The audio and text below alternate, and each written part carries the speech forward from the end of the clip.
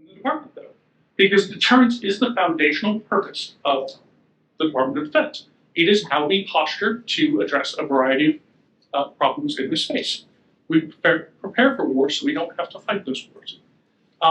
At the end of the day, squaring these two problems is incredibly hard. I'm an intelligence officer. I came into this prepared to argue it could not be done. But like any intelligence officer, you attack every hypothesis until you find the one that can't be knocked down. And unfortunately, I found one that could not be knocked down thus far.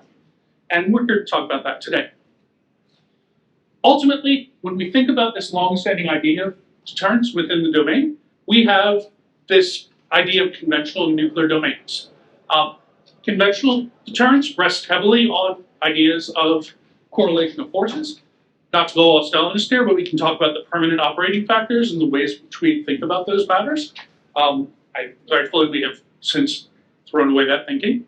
But we have seen what it means to be in readiness to deal with a series of aspects of adversary behavior. We also, unfortunately, had to come to terms with the existence of the nuclear weapon. And President Eisenhower actually endowed a batch of thinkers up at Columbia University to think very hard on this subject early in space. We had a very robust debate going on for many decades. We've gone through about 3 to 5 waves of nuclear deterrence thinking, depending on how you want to play with this. And it's only natural that that thinking was a hangover into the space that we're currently occupying in the cyber environment. Now, at one level, that hangover has been difficult to deal with. We have a lot of folks that, because the cyber domain does not operate the same way, have some challenges coming to terms with porting the concepts directly from the nuclear environment. There's a good reason why we have that hangover. There's a good reason why the nuclear domain really matters when you think about cyber operations. But I'm going to talk about counter-cyber a bit, so we're not going to touch as much on the nuclear bits today. But at the end of the day, we have some basic mechanisms of deterrence that scholarship has recognized. We have deterrence by punishment, we have deterrence by denial, including very popularly now the idea of deterrence by vulnerability reduction, or as we now say more fashionably, deterrence through resilience. We also have a series of bits of deterrence around entanglement, weaponized or otherwise, and we have deterrence involving norms. Unfortunately, when we talk about porting any of these concepts of deterrence into the cyber domain, it's effectively the first paper that anyone coming into international relations trying to deal with cyber writes. Now, I want to be very clear. Several of my colleagues have written entire books, and very, very good books on this.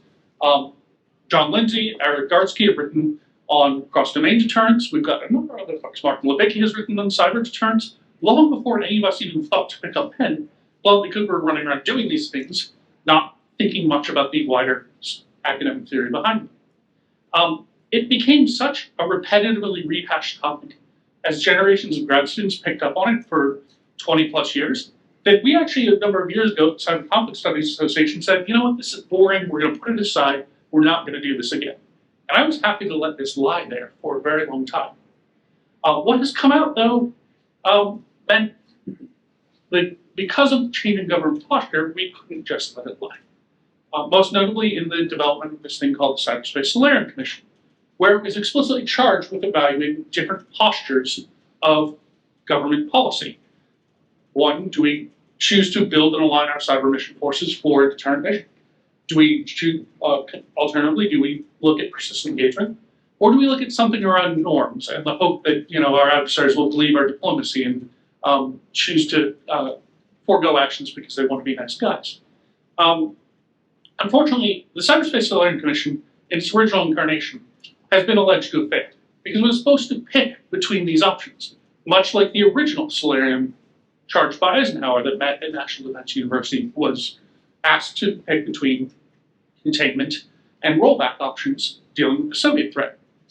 The Cyberspace Solarium Commission picked an all-of-the-above approach. They said they wanted a little bit of everything. And several key critiques on this are rather persuasive in their argument that that wasn't part of their mandate. I refer you to Josh Robner in particular, who wrote on this. So when we think about this, a number of challenges in this domain come because folks really haven't looked at the unique structural features of this environment.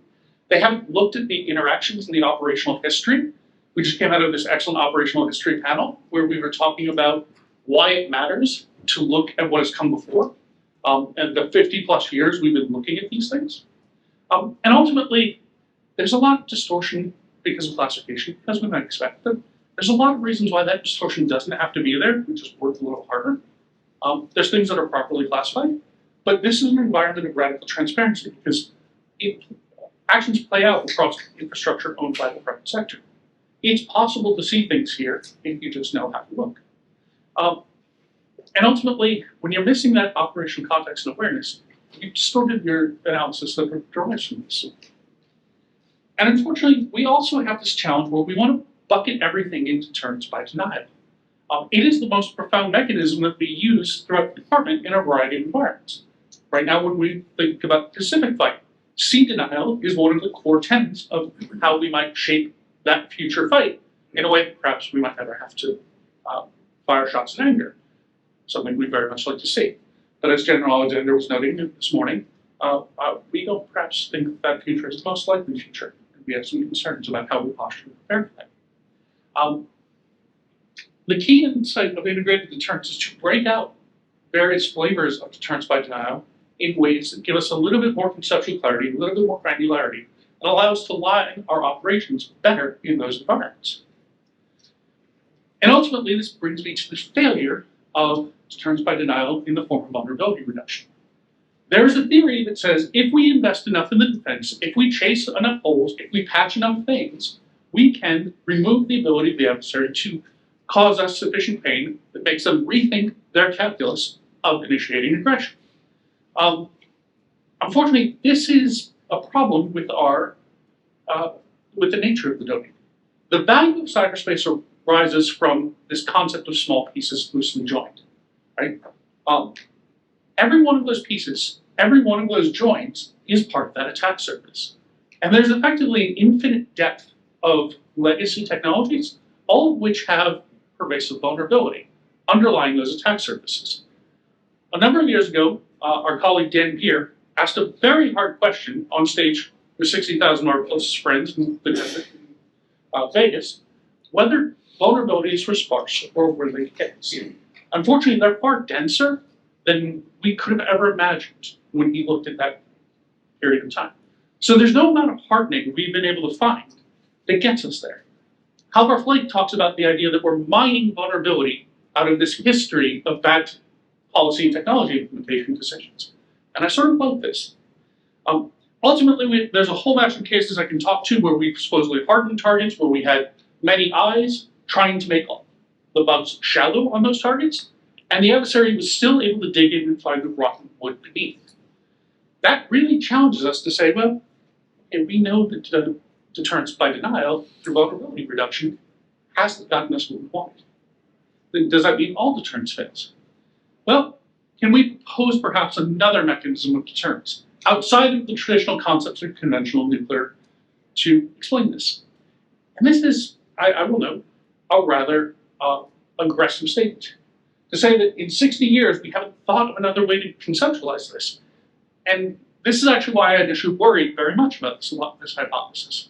I immediately wanted to reject this hypothesis out of hand because I could not possibly have thought of something that someone else hadn't already. This space has been around for a while, and much smarter folks have been chasing it.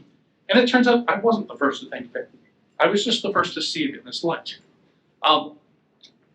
Barry Posen originally talked about the idea of erosion of capability as a mechanism of inadvertent escalation, all the way back in 1991. And if you all know Barry Posen, he's an incredibly well-respected international relations scholar who's done a tremendous amount of work. And in the nuclear strategic domain, we understand that the erosion of capabilities is a serious problem. Counter-cyber operations options can reach effects against deployed adversary offensive posture in ways that cannot be reached in conventional or nuclear domains. We can do things, frankly, in the infinite plasticity of the digital that we could not do when we care about missile silos or bombs on an airfield. Ultimately, the analogy we talked about is not General Alexander's kill the archer, but actually silently unloading their gun in ways that they didn't understand, to cause them to lose confidence in their capability sets, lose confidence around the certainties or introduce uncertainty in what they can achieve using those capabilities to cause them to rethink their potential aggression. Again, in the nuclear strategic domain, this is almost certainly an incredibly dangerous idea. If you're eroding the confidence in someone's nuclear arsenal, we understand that very rapidly gets you into a nuclear war. This is not the nuclear domain. This is a very different environment. It is bounded at the highest end by that nuclear deterrence environment. But there's a whole range of option space in what we call the stability and instability paradox. You have ultimate stability that you're not going to go existential with these capabilities, but it leaves a lot of room to lose power for adversaries to contest your sources of national power and to do things to you you will not accept. Both, as cyber persistence theory talks about, below the threshold of armed conflict at the competition layer, and where we are considering at and above that threshold. So ultimately, we take that mechanism that may be dangerously escalatory in the nuclear domain and reinterpret it as a potential causal mechanism for deterrence in the cyber domain. It means we have to understand a lot of things about capabilities in the adversary's hands and the preconditions for those capabilities, whether it's their accesses, whether it's their payloads governed by fast equations, whether it's the infrastructure supporting this, how they target, what their weaponeering constraints are, and ultimately this concept of secrecy in these operations. Some folks talk about secrecy as sine qua non. Rather, we think about it as a gradient. You only have to be able to maintain secrecy in the face of certain aspects of adversary and defender behavior. It's a relative information state, not an absolute. Ultimately, though, we think a little bit differently than many of the folks that came before. Many folks want to focus on individual operations, individual engagements. Right? Did this hack happen on a specific target at a given time? We've talked for a long time about that, and ultimately, that's less satisfactory. The campaign is the proper unit of analysis. Richard Hartnett and Max Meets have spoken persuasively on this, and I tend to agree. We have a lot of arsenal management decisions that go into both our thinking on this and how the adversary thinks about these capabilities. I can talk at great length about what those are, the fast equations, how they react, how they change under pressure. But ultimately, we think about this idea that cumulative outcomes from these interactions are key. It's not just one or another bit of these engagements. And ultimately, counter-cyber operations, that is, the intervention against adversaries' deployed posture. You may, in a quick note, academics love definitions. I hate this entire definitional space. We have a very terrible bit of doctrine where we have not properly conceptualized some of this. We tend to lump a lot of this in military doctrine under DCORA, but it's not merely defensive in all cases. It is not inherently offensive, but it's the employment of offensive capabilities to degrade adversaries' deployed posture. In the language of cyber persistence theory, this allows us to reset the conditions of security and insecurity dynamically on the wire. We can change the domain, and we do so as a contest of initiative. But the cumulative outcome of doing this, when it comes to offensive capabilities and adversaries deployed for strategic levels of effects against our targets at that threshold of conflict, introduces greater uncertainty to their decisions. Hopefully, a sufficient level of uncertainty that prevents them or encourages them to avoid aggressive choices. Do they even believe that they can hold a capability risk? Will they risk the cost and the subsequent reactions in other dimensions of military power, of economic power, of diplomacy, if that capability may not achieve what they really want to achieve? If you all pick up, it's kind of a bit of an eye chart on this screen, and I'm sorry, but if you pick up the latest version at NDU Press, where the paper here has dropped, you can actually see this chart in much larger form. But effectively, we can trace the series of decisions within the adversary's force posture and our interactions therein.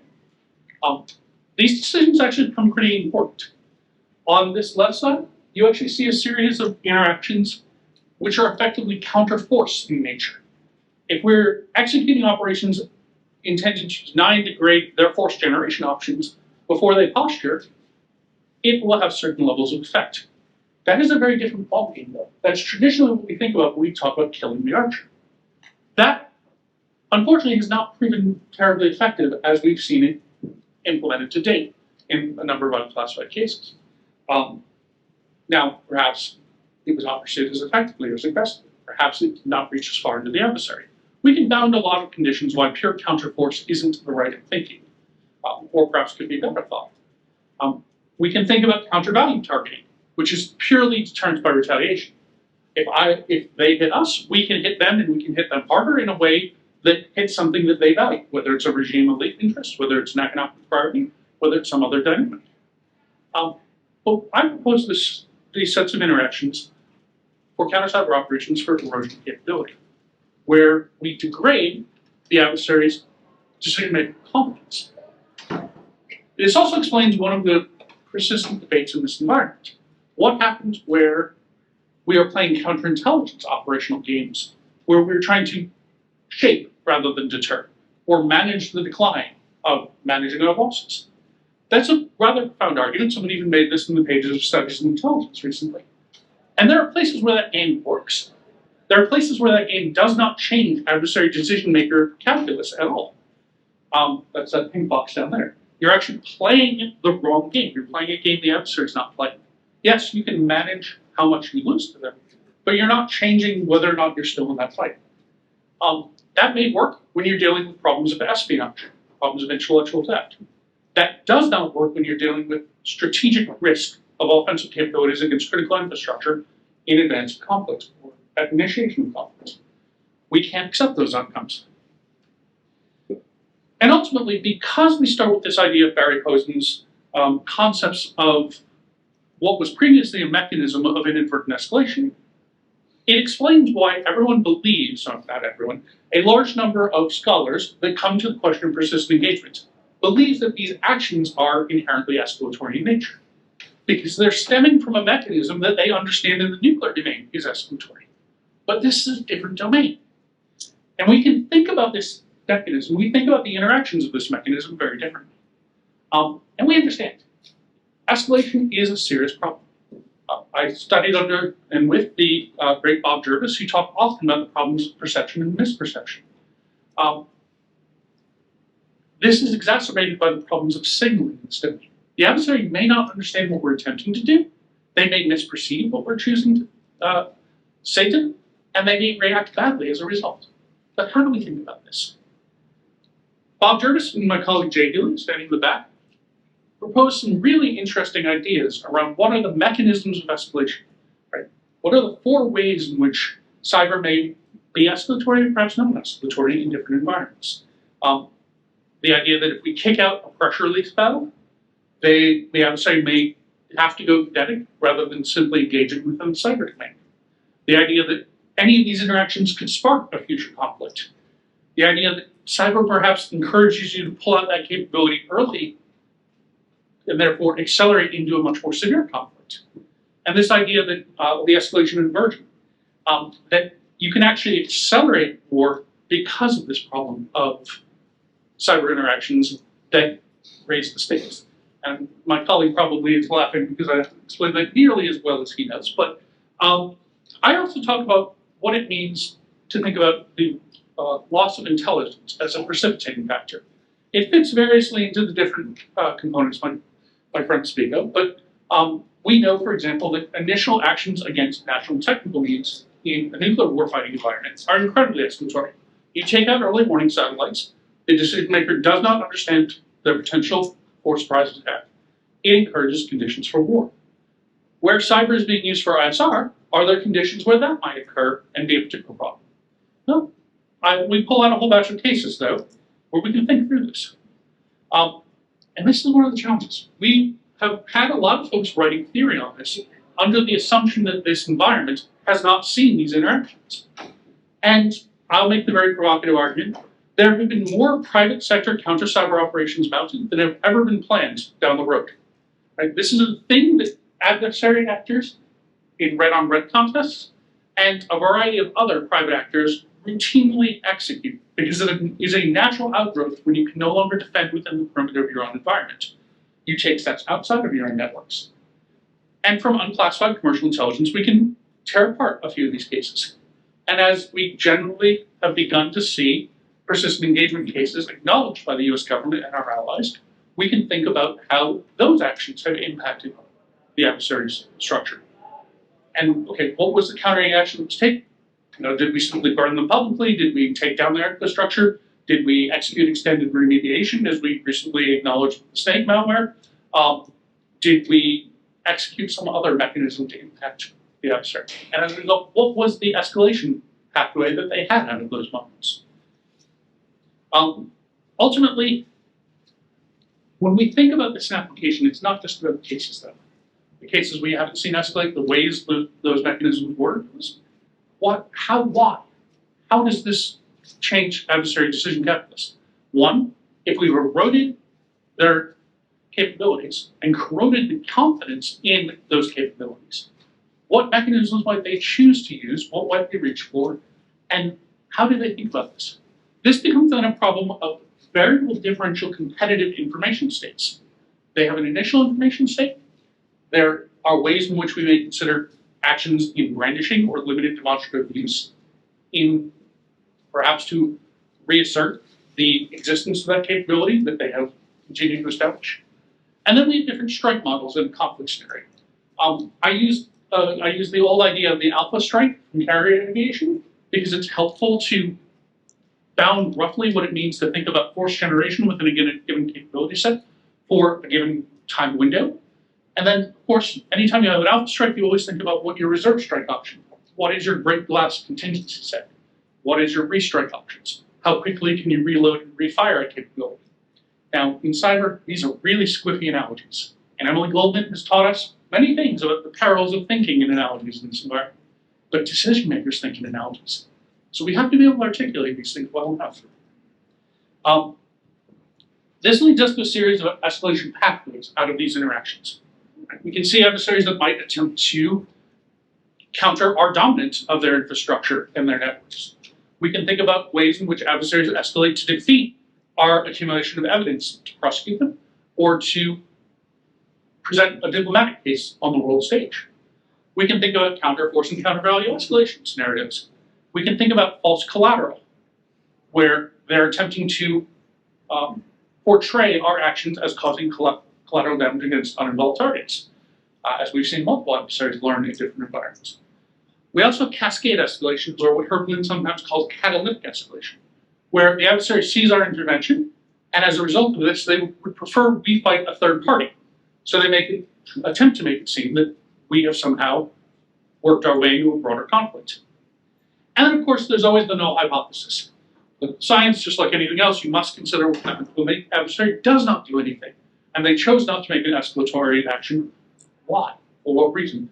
How do we encourage that outcome versus any other potential outcome? We've looked at potential escalation cases following these pathways. We've looked at different ways in which they came to be. I'll only speak one here. We saw a very interesting case involving a takedown of the push-to cut whale botnet a number of years ago, probably over 10 years ago now, in which immediately upon takedown of command and control infrastructure responsible for managing the infected drone populations, we saw infected drones begin executing DDoS fires or generating DDoS traffic against an effectively arbitrary list of high-value critical infrastructure targets. Now, it's just DDoS, but remember, 10 years ago, DDoS was somewhat of a higher impact event than it is routinely today. In this case, it was almost, the concern was, did we accidentally trigger a dead-hand autonomous retaliation architecture? Right? What was the reason for this? Now, it turns out that takedown actually resulted in, that DDoS fire resulted in an incomplete resilience mechanism intended to survive takedown. They were looking for alternative command and control responses after the loss of their primary command and control, and they were generating random traffic to try to disguise where their backup command and control was hosted. But they generated so much traffic, it actually was taking down some of the targets it was reaching out to because of this volume of infections within this pocket. But it showed us how an adversary could design this and made us think a lot more about this. Ultimately, it returns us to long-standing questions, right? The core question of strategic effects delivery in Cold War and beyond, as we understand from now declassified intelligence estimates of Soviet thinking, which we believe has continuity into Russian thinking. We can talk about other threats. But we understand that it is that lack of confidence in the ability to achieve effects in strategic engagement stayed in the hand of adversary decision makers during crisis. Even the most acute Cold War crisis, if you recall the Able Archer events in the Project Ryan problem, Operation Ryan problem, where the Soviets truly believed we were about to initiate an offensive war in Europe and stayed their hand even under those conditions. Now, we're not looking to initiate offense. We therefore have a greater range of space in which to cultivate and encourage that uncertainty in our adversaries in the hope of forestalling future wars. There's a lot of research yet to be done on these concepts. It's a new idea. We're pushing some things here. We'll talk to Bernard Brody's idea of a thoroughly detailed event, or my colleague's idea of, we need a lot more of this history. We need to explore these cases. We need to think a lot harder about these problems. There's challenges beyond simple exchanges into multiple overlapping campaigns, where you're initiating from the conditions of constant contact, where you have an indistinguishability of espionage leading to offensive capabilities options, where you've got deception and inaccurate information reverberating around the system, where a lot of our intelligence is coming from private sector players who lack some of the intelligence and analytic maturity we would expect from a government counterpart. And also some really interesting variables around partial disclosure dynamics, where we're attempting to signal in this domain and signal for reasons we haven't necessarily explained as well to our own folks. But with that, I will leave off for the day. So thank you very much. Okay, talk again. Yeah.